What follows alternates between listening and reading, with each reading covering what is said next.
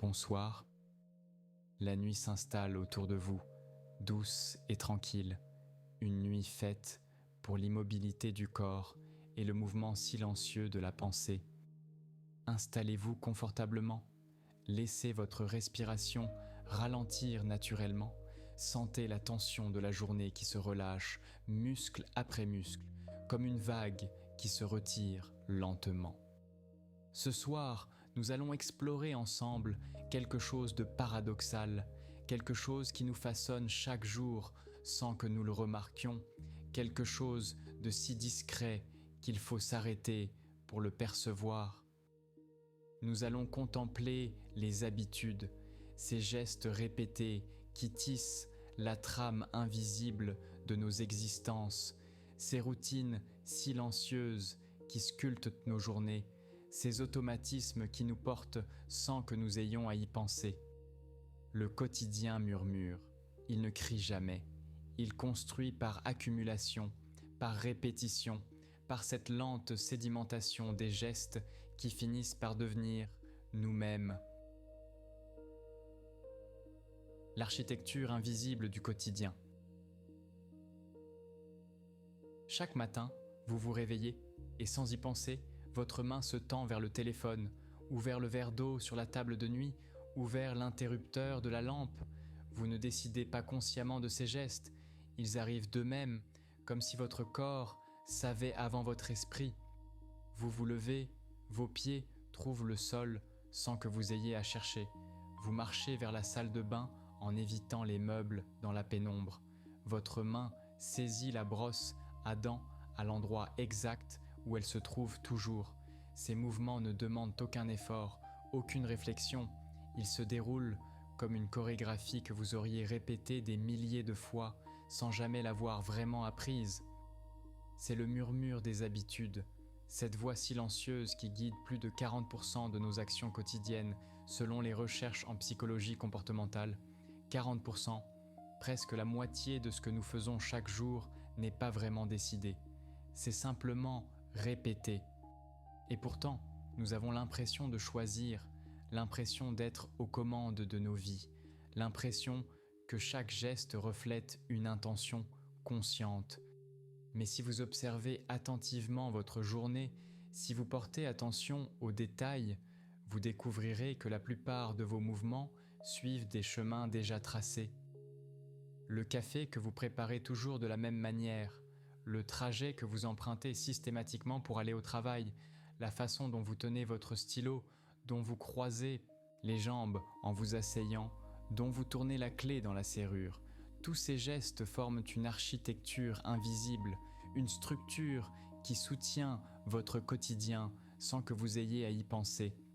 Cette architecture nous libère, elle nous permet de faire 1000 choses sans épuiser notre attention, sans consumer notre énergie mentale à chaque instant.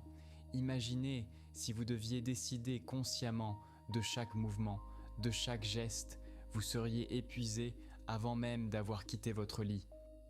Les habitudes sont une économie, une façon pour le cerveau de préserver ses ressources, de concentrer son attention sur ce qui est nouveau, sur ce qui demande vraiment une décision. Mais cette économie a un prix, car en automatisant nos gestes, nous automatisons aussi parfois nos pensées, nos émotions, nos réactions. Nous devenons prisonniers de nos propres routines sans même nous en rendre compte. Le neurologue William James écrivait déjà à la fin du XIXe siècle que l'habitude est le grand volant de la société, la plus précieuse de toutes les forces conservatrices. Il observait que nos vies sont tissées d'habitudes et que sans elles, nous serions perdus, constamment submergés par la nécessité de tout réapprendre. Mais il notait aussi que l'habitude peut devenir une prison dorée, un confort qui nous empêche de grandir, de changer, de devenir autre chose que ce que nous sommes déjà. Dans les profondeurs de votre cerveau, là où la conscience ne descend jamais, se trouve un ensemble de structures appelées les ganglions de la base. Ces amas de neurones enfouis sous le cortex sont les gardiens silencieux de vos automatismes, les architectes invisibles de vos routines. Ils travaillent sans relâche, enregistrant chaque séquence que vous répétez, chaque mouvement que vous enchaînez encore et encore, jusqu'à ce que ces séquences deviennent des programmes autonomes. Les ganglions de la base ne distinguent pas les bonnes habitudes des mauvaises. Ils enregistrent simplement ce qui se répète, ce qui revient, ce qui s'inscrit dans le temps par la redondance. Quand vous apprenez à conduire une voiture pour la première fois, chaque geste demande votre attention totale. Passez les vitesses, vérifiez les rétroviseurs, dosez l'accélérateur, votre cortex préfrontal travaille à plein régime, pesant chaque décision, calculant chaque mouvement. Mais au fil des semaines, au fil des centaines de trajets, quelque chose change, les gestes deviennent fluides, automatiques, vous ne pensez plus à tourner le volant, vos mains le font simplement. Ce transfert de la conscience vers l'automatisme, c'est le travail des ganglions de la base. Ils ont encodé la séquence, ils ont créé un programme, et maintenant ce programme peut se dérouler tout seul. Cette capacité à transformer l'effort conscient en automatisme inconscient est l'une des merveilles de notre cerveau. Elle nous permet d'apprendre des gestes complexes, de les maîtriser, puis de les oublier pour nous concentrer sur autre chose. Mais elle fonctionne aussi pour des séquences que nous ne voudrions pas nécessairement automatiser. La cigarette que vous allumez machinalement après le café, le grignotage devant la télévision, la vérification compulsive du téléphone, toutes ces routines indésirables suivent le même chemin neural que les habitudes utiles. Les ganglions de la base ne jugent pas, ils enregistrent et ils répètent encore et encore jusqu'à ce que le geste devienne aussi naturel que la respiration. La boucle secrète. Il existe une structure cachée derrière chaque habitude, une architecture en 3 temps que les chercheurs appellent la boucle de l'habitude. Cette boucle a été mise en lumière par Charles Duhigg dans ses recherches sur la psychologie comportementale et elle révèle comment nos routines se construisent, se maintiennent et parfois nous emprisonnent. La première étape est le déclencheur, le signal qui met tout en mouvement. Le déclencheur peut être un moment de la journée, 7 heures du matin, midi, le soir quand vous rentrez chez vous. Il peut être un lieu, votre cuisine, votre bureau, le canapé du salon. Il peut être une émotion, l'ennui, le stress, la solitude. Il peut être la présence d'autres personnes ou leur absence. Le déclencheur est le murmure initial, l'impulsion qui dit à votre cerveau de passer en mode automatique, de lancer le programme. Puis vient la routine, l'action elle-même, le comportement que vous répétez. Préparer un café, consulter vos messages, grignoter quelque chose, aller courir, méditer, fumer, peu importe l'action, c'est la routine, le cœur visible de l'habitude. Et enfin arrive la récompense, ce que votre cerveau obtient en échange de l'effort. La récompense peut être physique, la sensation agréable de la caféine qui se diffuse dans votre corps, le goût sucré sur votre langue, la fatigue plaisante après l'exercice.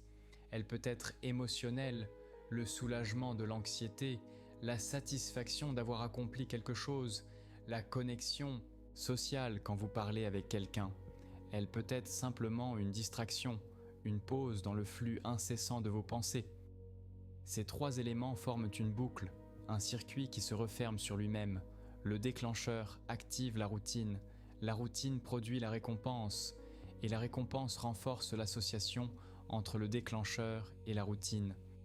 Au fil des répétitions, cette boucle se creuse plus profondément dans les réseaux de votre cerveau, comme un sentier dans une forêt qui devient chemin à force d'être emprunté. Et c'est là qu'intervient un acteur chimique essentiel, la dopamine. La dopamine est souvent appelée la molécule du plaisir, mais c'est une description trop simple, trop réductrice. En réalité, la dopamine est davantage la molécule de l'anticipation, de la motivation, du désir qui précède la satisfaction. Dans les années 2000, des chercheurs comme Nora Volkow ont révélé que la dopamine n'est pas principalement libérée quand vous obtenez la récompense, mais juste avant quand votre cerveau anticipe qu'elle va arriver. C'est cette anticipation qui crée le désir, l'envie irrésistible d'accomplir la routine, de boucler la boucle. Imaginez que chaque jour, vers 16 heures, vous avez pris l'habitude de boire un café avec un biscuit. Au début, c'était peut-être une décision consciente. Vous aviez besoin d'énergie, vous aviez faim. Mais après des semaines, des mois de répétition, quelque chose change. Maintenant, dès 15h50, vous commencez à penser au café, à imaginer son goût. Votre attention dérive vers la machine à café. Ce n'est pas encore l'heure, vous n'avez pas encore bu le café, mais la dopamine est déjà là, créant cette sensation de manque, cette envie légère mais insistante. Votre cerveau a appris la séquence, il anticipe la récompense et cette anticipation devient elle-même une forme de motivation. Des expériences fascinantes menées par l'équipe de Wolfram Schultz à l'université de Cambridge ont montré ce mécanisme chez des primates. Les chercheurs entraînaient des singes à associer un signal sonore à une récompense sucrée. D'abord, les neurones dopaminergiques s'activaient quand l'animal recevait le sucre. Mais après de nombreuses répétitions, quelque chose d'étonnant se produisait. Les neurones ne s'activaient plus à la réception du sucre, ils s'activaient au moment du signal, avant même que la récompense n'arrive. Le cerveau avait déplacé la libération de dopamine, de la satisfaction vers l'anticipation, du résultat vers le déclencheur. Et c'est ce déplacement qui transforme un comportement occasionnel en habitude compulsive, en besoin, en automatisme dont il devient difficile de se défaire. Plus récemment, une étude publiée dans Nature Communication par l'équipe de Philippe Faure a révélé quelque chose d'encore plus subtil. La dopamine ne se contente pas de renforcer les habitudes, elle active ce que les chercheurs appellent des attracteurs latents. Ce sont des souvenirs d'expériences passées, des apprentissages cachés qui dorment dans votre cerveau en attendant que votre état interne, votre motivation, les réveille. En d'autres termes, vous avez appris beaucoup plus de choses que vous ne le croyez. Votre cerveau a enregistré des milliers de connexions entre situations et actions, mais il ne les active que quand les conditions sont réunies, quand vous êtes motivé, quand le déclencheur apparaît, quand la dopamine crée ce désir d'agir. C'est pour cela que certaines habitudes peuvent ressurgir après des années d'absence. Vous pensiez les avoir oubliées, mais elles étaient simplement endormies, attendant le bon signal pour se réveiller.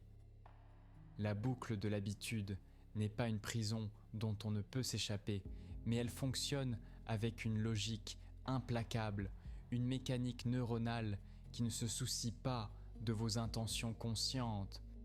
Pour changer une habitude, il ne suffit pas de vouloir, il faut comprendre la boucle, identifier le déclencheur, reconnaître la récompense que vous recherchez réellement et ensuite, seulement ensuite, vous pouvez commencer à modifier la routine.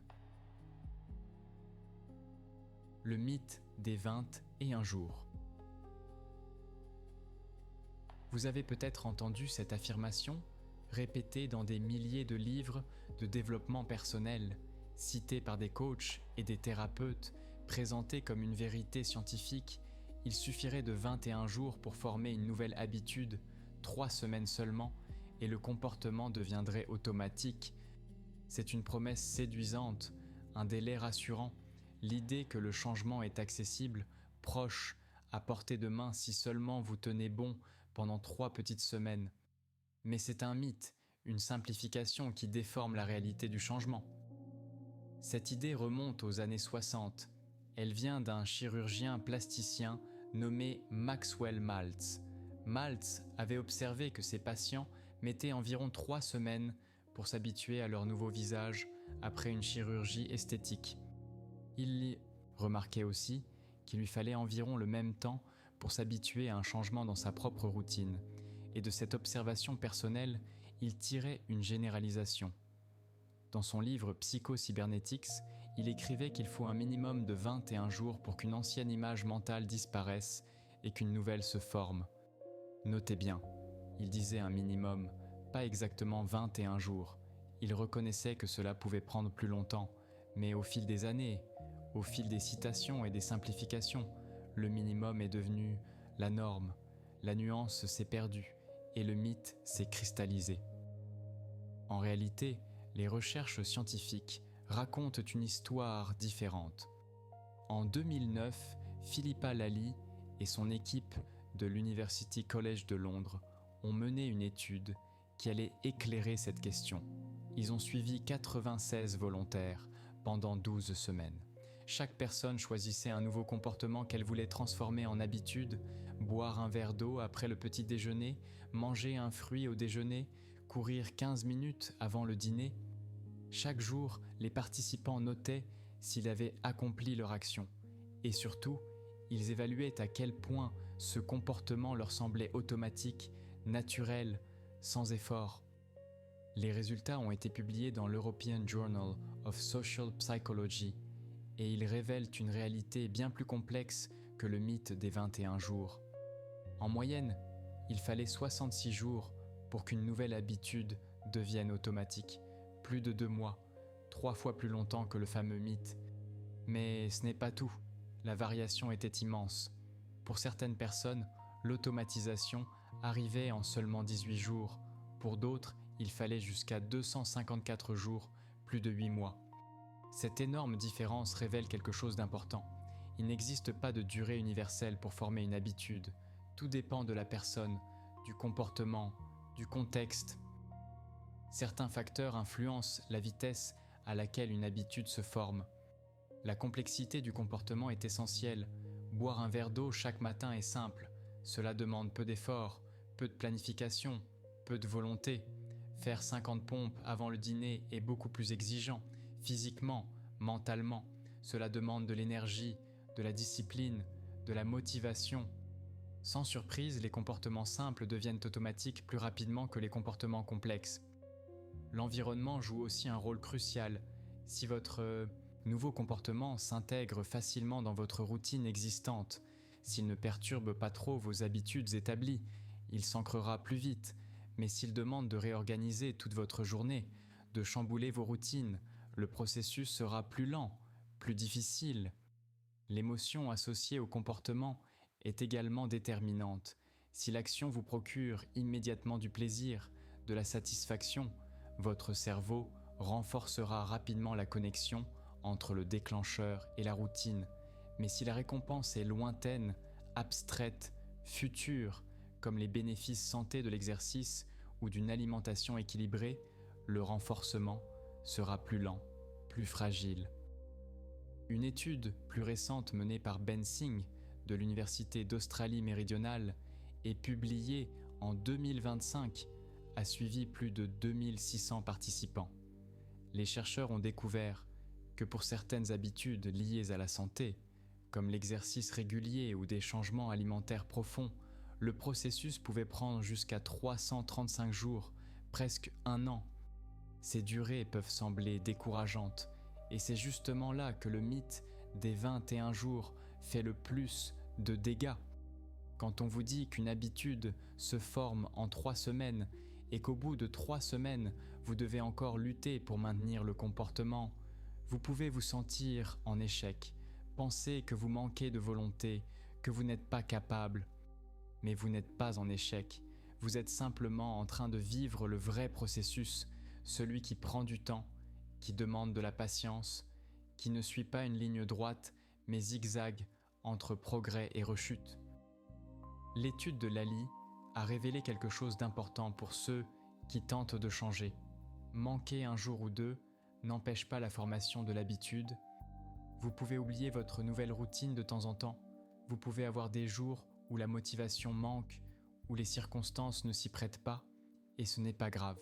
Ce qui compte, c'est la trajectoire générale, la tendance sur le long terme, pas la perfection quotidienne. Une interruption de quelques jours ne détruit pas les connexions neuronales que vous avez commencé à former. Elles s'affaiblissent légèrement peut-être, mais elles ne disparaissent pas. Alors si vous essayez de créer une nouvelle habitude, ne comptez pas les jours comme un prisonnier compte les jours avant sa libération.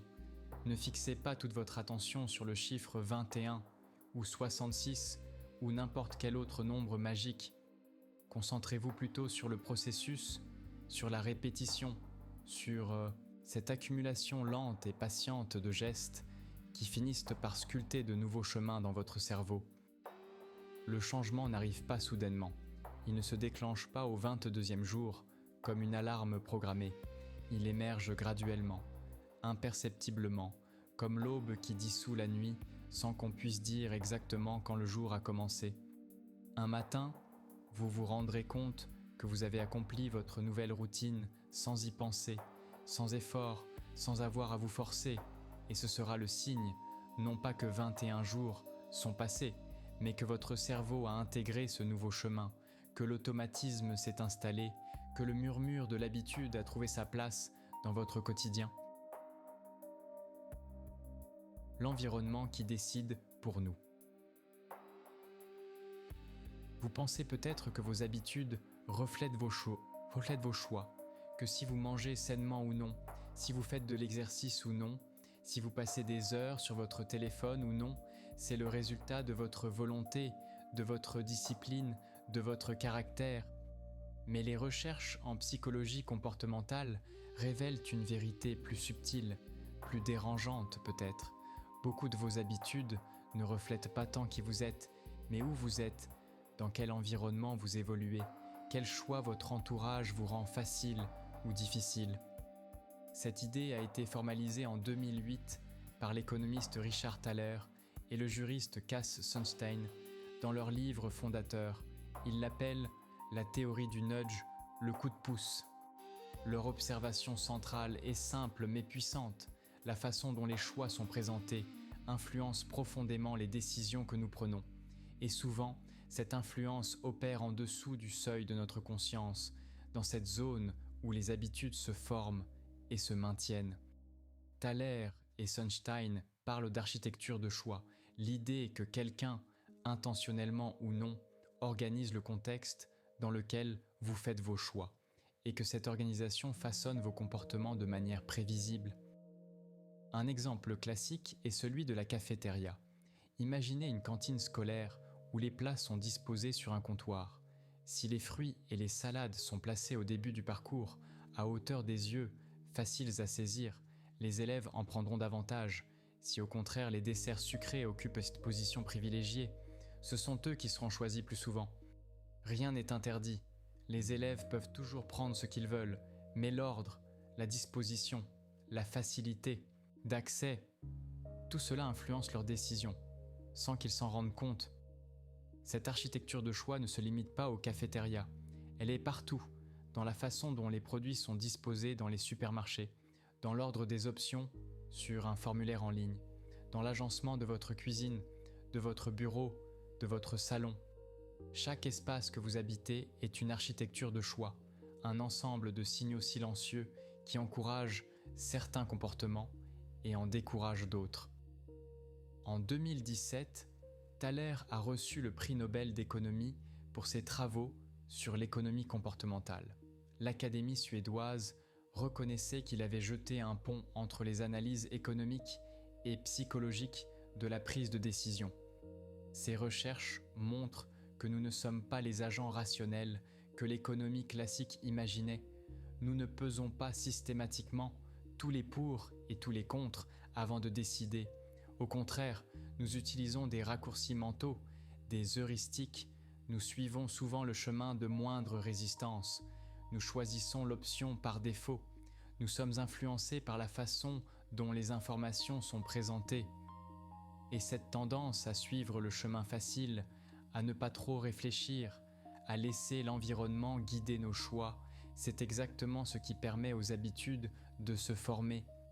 Si vous voulez vous mettre à courir chaque matin, vous pouvez soit compter sur votre motivation, soit réorganiser votre environnement pour rendre la course plus facile. Préparez vos vêtements de sport la veille, posez vos chaussures près du lit, mettez votre réveil de l'autre côté de la pièce pour être obligé de vous lever. Chacune de ces modifications réduit la friction, diminue le nombre de décisions que vous devez prendre, facilite le passage à l'action, et quand l'action devient facile, elle se répète plus souvent, et en se répétant, elle devient habitude. L'inverse fonctionne aussi pour les habitudes que vous voulez abandonner. Si vous passez trop de temps sur votre téléphone, vous pouvez augmenter la friction, désactiver les notifications, mettre l'appareil dans une autre pièce, le ranger dans un tiroir. Chaque petit obstacle supplémentaire rend le comportement moins automatique, réintroduit une pause, un moment de conscience où vous pouvez choisir autrement. Des gouvernements ont commencé à utiliser ces principes pour encourager des comportements bénéfiques pour la société.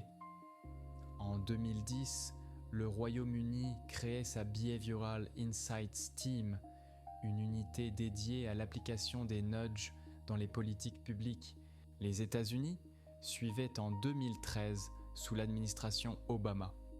Ces unités ont travaillé sur des domaines variés, encouragé les dons d'organes en changeant l'option par défaut, augmenter les taux de vaccination, réduire la consommation d'énergie en envoyant aux gens des comparaisons avec leurs voisins.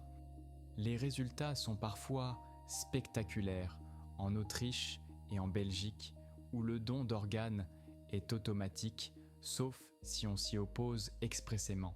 Le taux de consentement dépasse 90%. En Allemagne et aux Pays-Bas, où il faut s'inscrire activement pour devenir donneur, le taux tombe à 12 et 27%. Même changement de politique, même choix offert aux citoyens, mais présentation inversée et résultats radicalement différents. Ces découvertes soulèvent aussi des questions éthiques importantes. Si l'environnement peut façonner nos habitudes si puissamment, qui décide de cet environnement, qui choisit l'architecture de nos choix, dans quel intérêt? Sunstein insiste sur la transparence. Il argue que les nudges doivent être explicites, connus, que les gens doivent savoir quand on essaie d'influencer leur comportement. Mais dans la pratique, beaucoup de nudges opèrent sans que nous en soyons conscients. C'est même souvent là que réside leur efficacité, dans cette zone de demi-conscience où les habitudes se nichent. Ce qui est certain, c'est que vous vivez déjà dans des environnements conçus pour influencer vos habitudes. Les supermarchés placent les produits les plus rentables à hauteur des yeux. Les applications de réseaux sociaux utilisent des couleurs et des notifications soigneusement calibrées pour maximiser votre temps d'utilisation. Les fast-foods disposent leurs menus pour encourager certains achats. Vous êtes constamment nudgé, poussé, orienté, même si vous ne le voyez pas, même si vous pensez que vos choix sont entièrement vôtres. Mais cette réalité n'est pas seulement une menace, c'est aussi une opportunité. Car si l'environnement peut vous pousser vers des habitudes indésirables, vous pouvez aussi concevoir votre propre environnement, créer votre propre architecture de choix, vous nudger vous-même vers les comportements que vous souhaitez adopter. Vous êtes à la fois l'architecte et l'habitant de votre espace. Vous pouvez organiser votre cuisine pour manger plus sainement, aménager votre bureau pour travailler plus efficacement, structurer votre soirée pour lire plutôt que regarder la télévision. Chaque petit changement dans l'agencement de votre vie est un murmure qui vous guide, une architecture invisible qui façonne qui vous devenez. La mémoire du corps. Certaines de vos habitudes ne vivent pas dans votre conscience, elles ne passent même pas par vos pensées, elles habitent directement dans vos muscles, dans vos gestes, dans cette mémoire silencieuse qu'on appelle la mémoire procédurale. C'est une forme de mémoire étrange, paradoxale, car elle ne se souvient pas comme les autres mémoires. Elle ne garde pas d'images, pas de mots, pas de récits. Elle garde des séquences, des mouvements, des savoir-faire, tout ce qui peut s'accomplir sans qu'on ait besoin d'y penser. Quand vous apprenez à faire du vélo, au début, chaque mouvement demande votre attention consciente, garder l'équilibre, pédaler, diriger, freiner, tout cela mobilise votre esprit.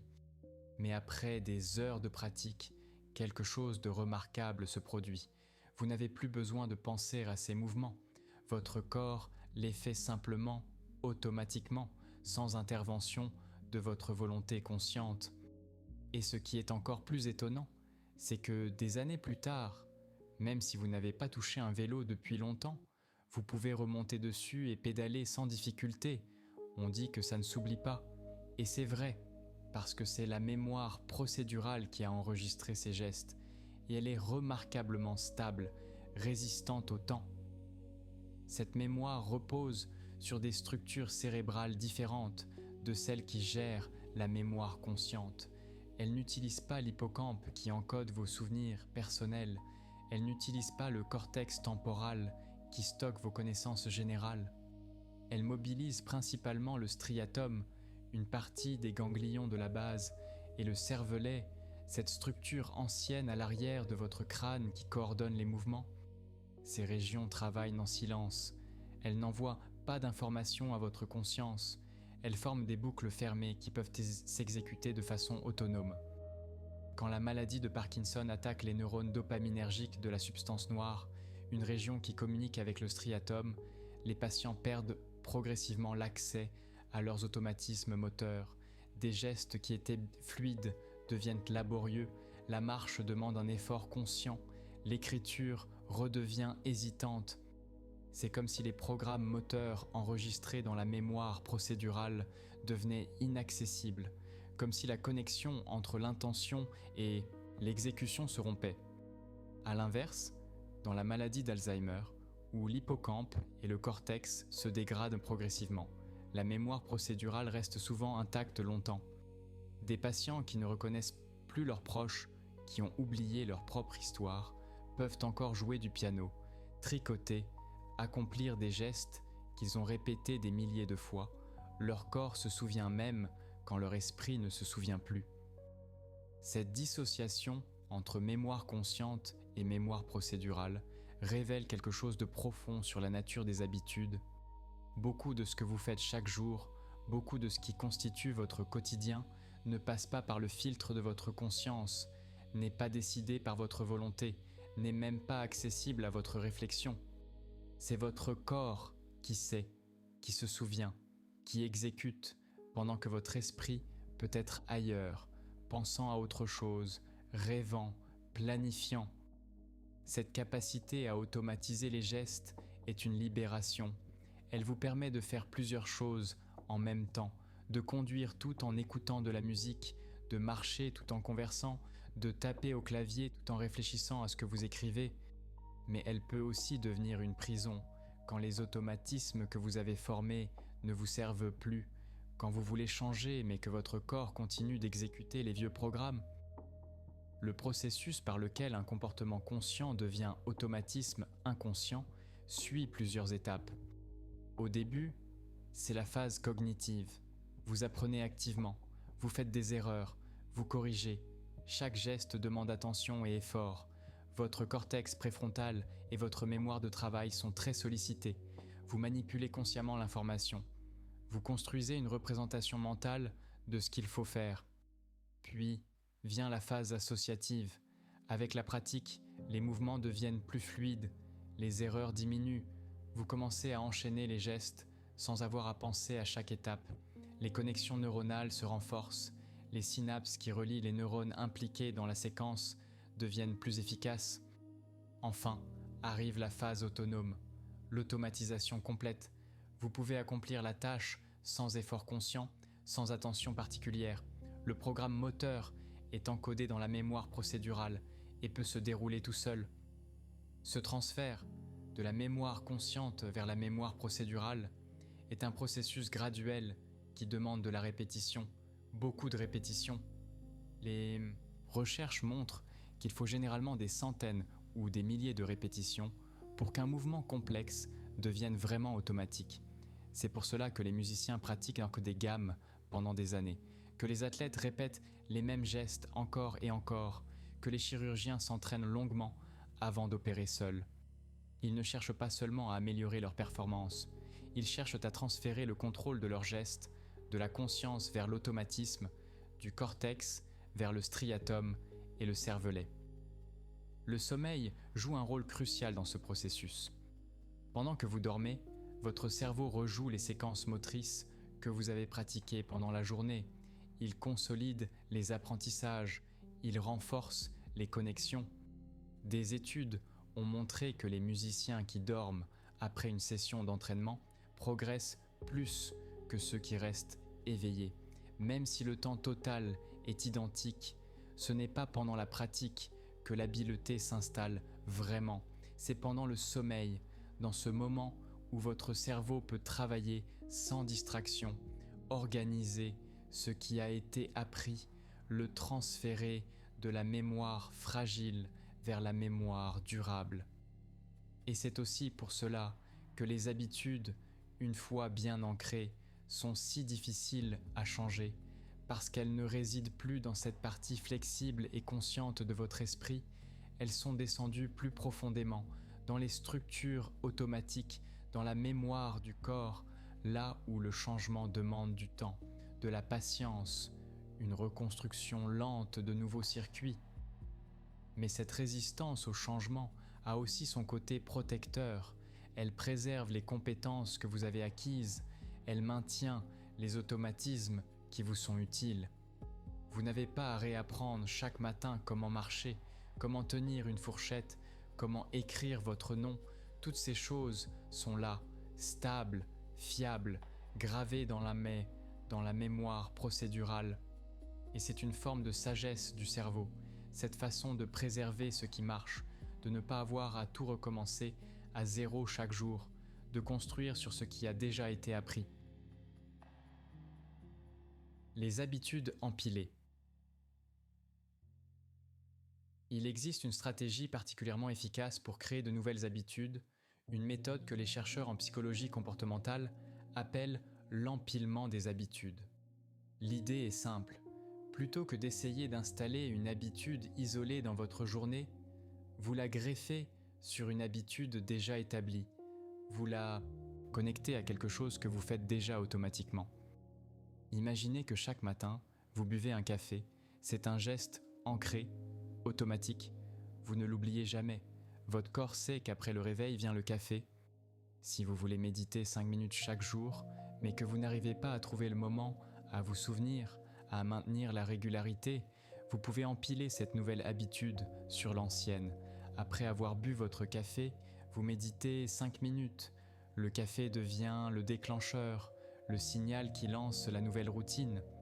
Cette méthode fonctionne parce qu'elle utilise les circuits neuronaux déjà formés. Elle ne demande pas à votre cerveau de créer un déclencheur entièrement nouveau. Elle s'appuie sur ce qui existe, sur ce qui est déjà automatisé. James Clear, dans son livre Atomic Habits, décrit cette approche avec une formule claire. Après avoir fait X, je ferai X. Après avoir posé mon téléphone le soir, je lirai une page de livre. Après être entré dans ma voiture, je mettrai ma ceinture de sécurité. Attendez, celle-ci est déjà une habitude pour la plupart des gens. Mais vous voyez le principe. L'empilement fonctionne dans les deux sens. Vous pouvez ajouter une nouvelle habitude après une ancienne, mais vous pouvez aussi modifier une séquence existante en changeant un seul élément. Charles Duhigg raconte l'histoire d'un homme qui voulait arrêter de fumer. Il avait identifié que son déclencheur principal était la pause café au travail. Chaque fois qu'il buvait un café avec ses collègues, il allumait une cigarette. Le déclencheur, la pause café, la routine, fumer, la récompense, la nicotine bien sûr, mais aussi le moment de socialisation, la pause dans le travail. Il ne pouvait pas supprimer le déclencheur. Il avait besoin de ces pauses, de ce contact avec ses collègues. Alors il a gardé le déclencheur, gardé la pause café, mais il a remplacé la routine. Au lieu de fumer, il mâchait un chewing-gum et il obtenait toujours la récompense sociale, la pause, la conversation. Cette stratégie de substitution est puissante parce qu'elle respecte la structure de la boucle. Elle ne combat pas le déclencheur, elle ne nie pas le besoin de récompense. Elle modifie simplement la routine, le comportement au milieu. Et c'est souvent plus efficace que d'essayer de supprimer complètement une habitude, parce que supprimer laisse un vide, une absence, et votre cerveau déteste les vides, il cherchera à les combler, souvent en revenant à l'ancienne habitude, mais remplacer, c'est donner au cerveau une alternative, un nouveau chemin qui satisfait le même besoin fondamental. Les habitudes s'empilent naturellement dans votre vie, même sans que vous le planifiez consciemment. Votre routine matinale est probablement une longue chaîne d'habitudes empilées. Vous vous réveillez, vous allez aux toilettes, vous vous lavez le visage, vous vous brossez les dents, vous vous habillez, chaque action déclenche la suivante.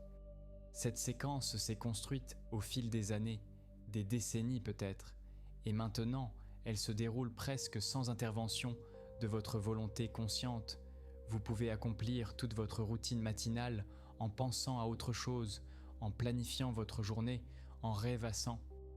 C'est la beauté et le danger des habitudes empilées. Elles deviennent tellement automatiques qu'elles peuvent vous porter, mais elles peuvent aussi vous enfermer dans des schémas rigides. Si un élément de la chaîne est perturbé, si vous devez vous réveiller dans un autre lieu, dans des circonstances différentes, toute la séquence peut se désorganiser. Vous vous sentez perdu, désorienté, parce que le pilote automatique ne fonctionne plus. C'est pour cela que les voyages, les déménagements, les grands changements de vie offrent parfois des opportunités pour modifier les habitudes. Les anciennes chaînes sont brisées, les déclencheurs familiers disparaissent, et dans ce moment de flottement, vous pouvez installer de nouvelles routines. Mais vous n'avez pas besoin d'attendre un bouleversement pour utiliser l'empilement consciemment. Regardez votre journée, identifiez les habitudes déjà solides, celles qui arrivent toujours, sans effort, sans oubli. Ce sont vos points d'ancrage, vos fondations sur lesquelles vous pouvez construire. Ensuite, choisissez une petite nouvelle habitude, vraiment petite au début, quelque chose qui prend moins de 2 minutes, qui ne demande presque pas d'effort, et attachez-la à l'une de vos habitudes existantes. Après avoir éteint la lumière, le soir, je respirerai profondément 3 fois. Après m'être assis à mon bureau, je rangerai un objet qui traîne. Après avoir fermé mon ordinateur, je noterai une chose pour laquelle je suis reconnaissant. Ces micro-habitudes peuvent sembler insignifiantes, trop petites pour avoir un impact, mais leur pouvoir ne réside pas dans leur taille, il réside dans leur répétition, dans le fait qu'elles s'ancrent, qu'elles deviennent automatiques. Et une fois qu'une micro-habitude est installée, vous pouvez l'étendre, l'approfondir. 3 respirations deviennent 5 minutes de méditation. Ranger un objet devient nettoyer tout le bureau. Noter une gratitude devient tenir un journal complet.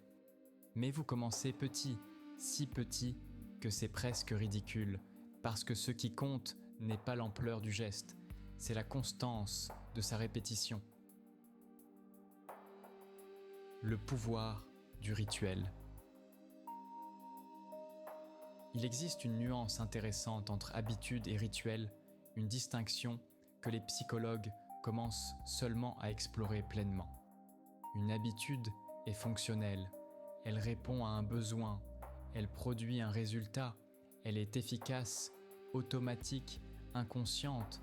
Un rituel possède quelque chose de plus, une dimension de conscience, d'intention, de signification. Quand vous vous brossez les dents machinalement chaque matin, c'est une habitude. Mais si vous préparez votre thé avec attention, en choisissant la tasse, en observant l'eau qui chauffe, en respirant l'arôme, en étant pleinement présent à chaque geste, cela devient un rituel. Le rituel transforme l'ordinaire en extraordinaire. Il donne du sens à ce qui pourrait n'être que routine. Il réintroduit la conscience dans l'automatisme. Les athlètes de haut niveau utilisent des rituels avant les compétitions. Pas simplement des habitudes, mais des séquences précises accomplies avec intention. Un joueur de tennis qui fait rebondir la balle exactement 3 fois avant chaque service, qui ajuste ses vêtements selon un ordre spécifique, qui visualise le point qu'il va jouer. Ces gestes ne sont pas simplement automatiques, ils sont chargés de signification. il prépare l'esprit autant que le corps, il crée un pont entre la conscience et l'action. Le rituel dit « je suis présent, je choisis d'être ici, ce moment compte ». L'habitude dit « je fais cela sans y penser, c'est juste ce qui arrive ». Cette distinction peut sembler subtile, mais elle a des implications profondes pour la façon dont vous vivez votre quotidien. Vous pouvez manger votre repas en regardant un écran, en pensant à autre chose, en avalant sans vraiment goûter, c'est l'habitude, ou vous pouvez manger avec attention, en remarquant les saveurs, les textures, en posant votre fourchette entre chaque bouchée, en transformant le repas en rituel. La différence n'est pas dans l'action elle-même, mais dans la qualité de présence que vous y apportez. Les traditions spirituelles ont toujours compris ce pouvoir du rituel. La cérémonie du thé au Japon transforme un geste quotidien en méditation. Les ablutions avant la prière dans l'islam ne sont pas simplement hygiéniques, elles préparent l'esprit à un moment sacré. Le kiddush du vendredi soir dans le judaïsme marque la transition entre le temps ordinaire et le temps du sabbat. Ces rituels ne sont pas des habitudes qu'on accomplit machinalement. Même s'ils sont répétés depuis des siècles, ils demandent une présence, une intention, une conscience de leur signification. Et cette dimension consciente du rituel offre quelque chose que l'habitude pure ne peut pas donner. Elle combat l'érosion du sens qui accompagne souvent l'automatisation. Car l'habitude a un défaut, à force de répétition, ce qui était important peut devenir invisible, ce qui était significatif peut devenir banal, ce qui méritait attention peut glisser dans l'inconscience. Le rituel résiste à cette érosion, il maintient l'attention, il préserve le sens, il refuse que le familier devienne négligeable. Vous pouvez transformer certaines de vos habitudes en rituels, simplement en y ajoutant de la conscience, de l'intention, de la présence. Votre routine matinale pourrait devenir un rituel de préparation, un moment où vous vous préparez consciemment à rencontrer la journée. Votre trajet vers le travail pourrait devenir un temps de transition, un sas entre le chez vous et le monde extérieur. Votre routine du coucher pourrait devenir une cérémonie de clôture, un moment où vous laissez consciemment la journée derrière vous. Il ne s'agit pas d'ajouter des gestes compliqués, des objets spéciaux, des formules à réciter. Il s'agit simplement d'apporter de la conscience à ce qui est déjà là, de ralentir légèrement, d'être présent. Et cette qualité de présence change tout, parce qu'elle vous ramène dans votre vie, dans ces moments quotidiens qui composent la plus grande partie de votre existence. Les habitudes vous permettent de traverser votre journée efficacement, sans épuiser votre attention. Les rituels vous permettent d'habiter votre journée pleinement, de ne pas simplement la traverser, mais de la vivre. Peut-être que l'équilibre idéal se trouve quelque part entre les deux. Des habitudes pour les gestes fonctionnels, pour ce qui doit simplement être fait, pour ce qui ne mérite pas votre attention consciente, et des rituels pour les moments qui comptent, pour les transitions importantes, pour ces instants où vous voulez être pleinement présent. Pas besoin de ritualiser chaque minute de votre vie, ce serait épuisant, impossible, mais quelques moments clés, quelques gestes choisis auxquels vous apportez cette qualité particulière d'attention et d'intention. Ces moments deviennent des ancres dans votre journée, des points de conscience au milieu du flux automatique, des respirations dans le mouvement perpétuel. Et peut-être que c'est là que se trouve la vraie sagesse du quotidien, non pas dans l'élimination de l'automatisme, ce serait impossible et même indésirable, mais dans la capacité à choisir consciemment quand être en pilote automatique et quand être pleinement éveillé. Les habitudes pour traverser, les rituels pour habiter, les automatismes pour économiser l'énergie, la présence pour donner du sens. C'est une danse subtile entre lâcher prise et attention, entre efficacité et profondeur, entre le murmure inconscient et la parole pleinement assumée. Vivre avec ces murmures. Respirez maintenant. Sentez votre corps qui se détend, qui s'abandonne au repos. Vous avez voyagé ce soir dans les méandres invisibles de vos habitudes.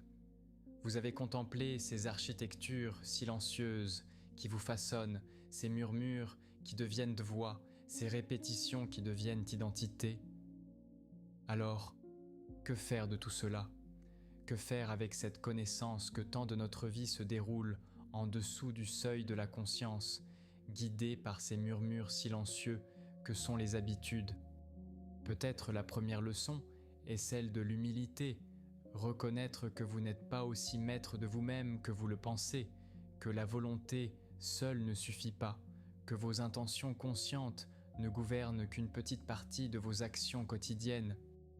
Cette reconnaissance n'est pas une défaite, c'est au contraire le début d'une relation plus sage avec soi-même.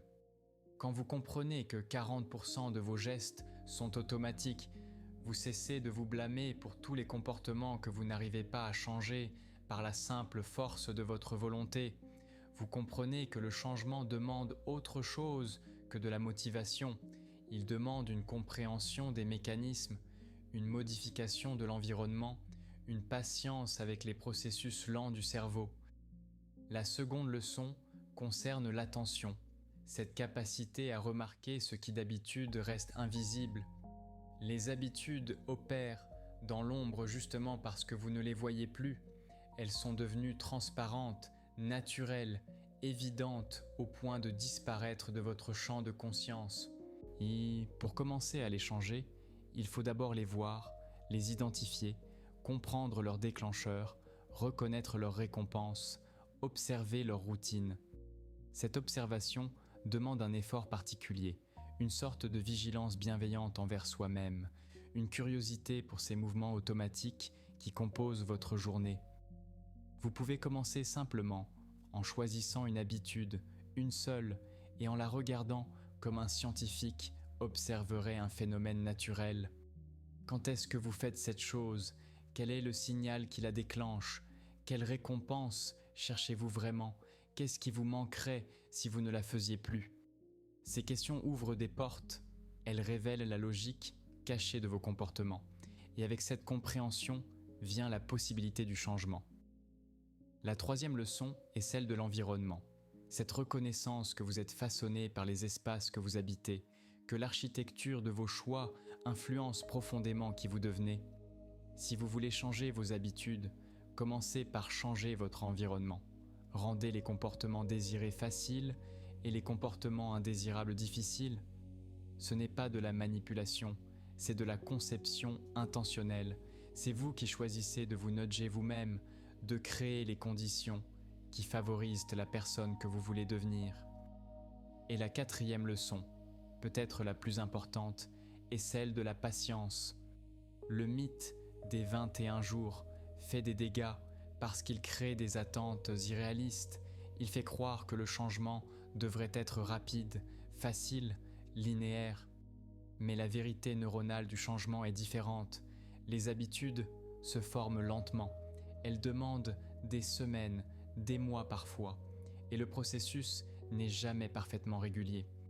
Il y aura des jours où tout semble facile, où la nouvelle routine coule naturellement, et il y aura des jours où vous oubliez, où vous revenez aux anciennes façons, et c'est normal, c'est même inévitable. Ce qui compte n'est pas la perfection quotidienne, c'est la direction générale, cette tendance lente mais constante vers le nouveau comportement. Les habitudes ne sont ni bonnes ni mauvaises en elles-mêmes, elles sont simplement la façon dont votre cerveau économise son énergie, automatise ce qui se répète, crée des programmes pour naviguer le quotidien sans avoir à tout réinventer chaque matin. Mais vous pouvez choisir quel programme installer, quelle routine cultiver, quels automatismes développer, non pas en comptant sur la volonté seule, mais en comprenant les mécanismes, en modifiant l'environnement, en pratiquant avec patience, en observant avec curiosité, Chaque geste que vous répétez creuse un chemin dans votre cerveau. Chaque séquence que vous enchaînez renforce des connexions. Chaque routine que vous maintenez construit lentement la personne que vous êtes en train de devenir. Les habitudes sont des murmures, mais ce sont des murmures puissants, car à force de répétition, les murmures deviennent une voix, et cette voix finit par dire qui vous êtes.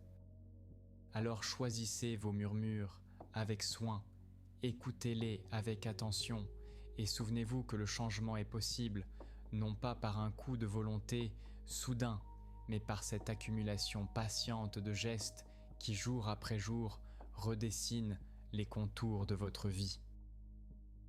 Laissez maintenant ces pensées vous accompagner doucement vers le sommeil, les habitudes qui vous portent, les routines qui vous façonnent, les automatismes qui vous libèrent.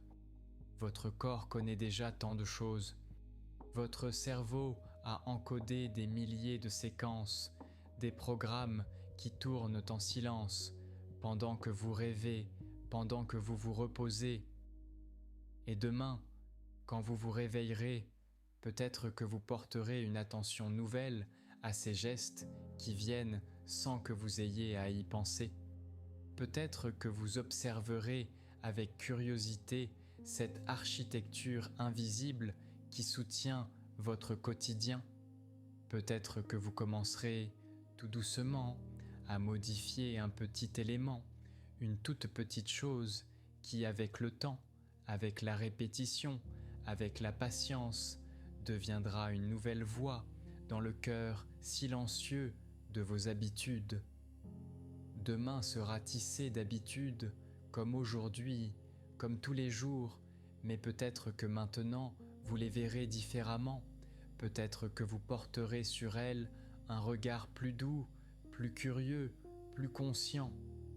Vous n'avez pas besoin de tout changer, vous n'avez pas besoin de bouleverser votre vie, juste une petite chose, un seul geste, une habitude minuscule, ajoutée ou transformée ou remplacée. Et avec le temps, avec la patience, avec ces 66 jours en moyenne, ou plus, ou moins, cette petite chose grandira, s'ancrera, deviendra une nouvelle voix dans le cœur de vos murmures. Dormez bien. Laissez votre cerveau faire son travail nocturne, consolidant les connexions, renforçant les apprentissages, préparant les automatismes de demain. Et souvenez-vous, vous êtes à la fois le sculpteur et la sculpture. Vous êtes façonné par vos habitudes, mais vous pouvez aussi les façonner. Lentement, patiemment, avec douceur envers vous-même. Si ce voyage dans les mystères des habitudes vous a apaisé, vous pouvez soutenir la chaîne en vous abonnant à Sommeil et Savoir. Et maintenant, laissez le sommeil venir, laissez vos pensées dériver, laissez votre cerveau faire son travail nocturne, consolidant ce qui a été vécu, renforçant les connexions, préparant en silence les automatismes de demain. Bonne nuit.